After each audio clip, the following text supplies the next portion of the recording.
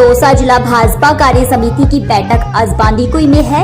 इसमें भाजपा प्रदेश अध्यक्ष सतीश पुनिया, सांसद जसकौर मीणा, राष्ट्रीय मंत्री डॉक्टर अलका सिंह गुर्जर सहित अनेकों भाजपा नेता भाग ले रहे हैं। दौसा में प्रवेश करने पर एबीवीपी की जयपुर प्रांत प्रमुख नीलम गुर्जर के नेतृत्व में भाजपा कार्यकर्ताओं ने पुनिया का स्वागत किया। इस दौरान प्रदेश अध्यक्ष पुनिया ने प्रदेश सरकार पर हमला बोला। इन्होंने कहा कि कांग्रेस राज्य में भ्रष्टाचार अपराध चरम सीमा पर है। गृह मंत्री होने के नाते इन सबको सीएम गहलोत को जिम्मेदार ठहराया। इन्होंने कहा कि प्रदेश के तीनों उपचुनाव भाजपा जीतेंगी। वहीं टैप कांड के लिए भी मुख्यमंत्री को जिम्मेदार ठहराया और कहा कि कुर्सी बचाने के लिए सीएम ने फोन टैप कराए। अब बड़ी एजेंसी पूरा सच सामने लाएगी। सर जिलों में बात सर जिलों में जाकर आज भारतीय जनता पार्टी के दौसा जिले की जिला बैठक है बांदीकुई में, और इस दौरान रास्ते में कार्यकर्ताओं से भी मैं मिल रहा हूँ। ये कार्य समिति की बैठक पार्टी के विशेष काम करने के तरीके का हिस्सा है। इसके बाद हम मंडलों की बैठकें करेंगे और उसके बाद बूथ स्तर तक पार्टी के कार्यक्रमों को, रीति नीतियों को नीचे तक पहुंचाएंगे। 6 अप्रैल को पार्टी का स्थापना दिवस है। 6 अप्रैल 1980 को भारतीय जनता पार्टी बनी थी और राष्ट्रवाद व अंत्योदय को नारे को लेकर हमने काम शुरू किया। हम लोगों ने विपक्ष के नाते बहुत सारे मुद्दों पर मुखरता से काम किया, जिसमें कश्मीर, राम जन्मभूमि शामिल है। इसी तरीके से वाजपेयी जी के समय सुशासन के काम की शुरुआत उस समय हुई और मोदी जी उसको आगे बढ़ा रहे हैं। इसलिए भारतीय जनता पार्टी अब उस राष्ट्रवाद और अंत्योदय के विचार के साथ पूरे देश और दुनिया में व्यापकता लिए हुए पार्टी का कार्यकर्ता परिश्रमी है और इसी नाते हमारे विचार को आगे बढ़ने का अवसर मिला है। अभी प्रदेश में 3 उपचुनाव हैं।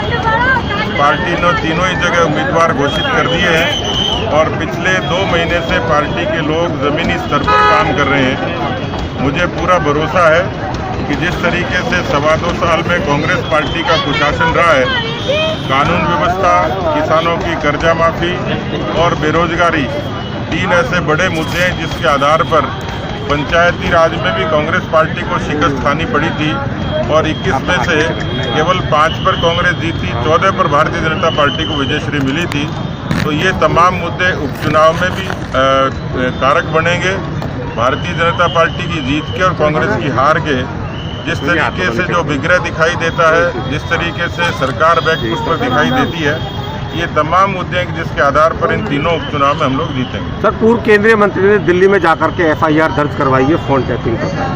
देखिए, राजस्थान एक ऐसा प्रदेश है जहां इस तरीके का षड्यंत्र ठंडे नहीं होते थे, लेकिन अब ये साबित हो गया कि सरकार ने टैपिंग कराई है। सरकार के एक मुख्य मंत्री ने जिस तरीके से सदन में कहा था, एक तरीके से सरकार ने उसको स्वीकार किया है और अब यदि बड़ी एजेंसी जांच करेंगी तो निश्चित रूप से दूध का दूध पानी होगा। लेकिन कुर्सी को बचाने के लिए राजस्थान की सरकार जिस हद तक उतर गई थी, वो राजस्थान की परंपरा में नहीं था।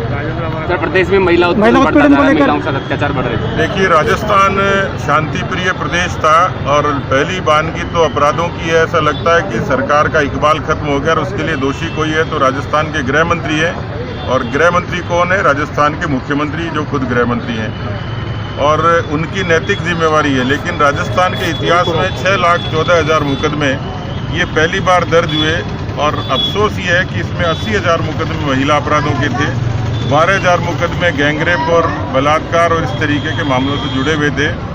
हमारी पार्टी के जो महिला हमारी नेत्रियां हैं, आदरणीय जसकौर जी, आदरणीय अलका जी, दिया कुमारी जी, हमारी सांसद अलका मुंद्रा जी, हमारी प्रदेश अध्यक्ष महिला मोर्चा अनीता बघेल जी, ये तमाम लोग राष्ट्रीय महिला आयोग से भी मिले थे, राष्ट्रीय मानवाधिकार आयोग से मिले थे।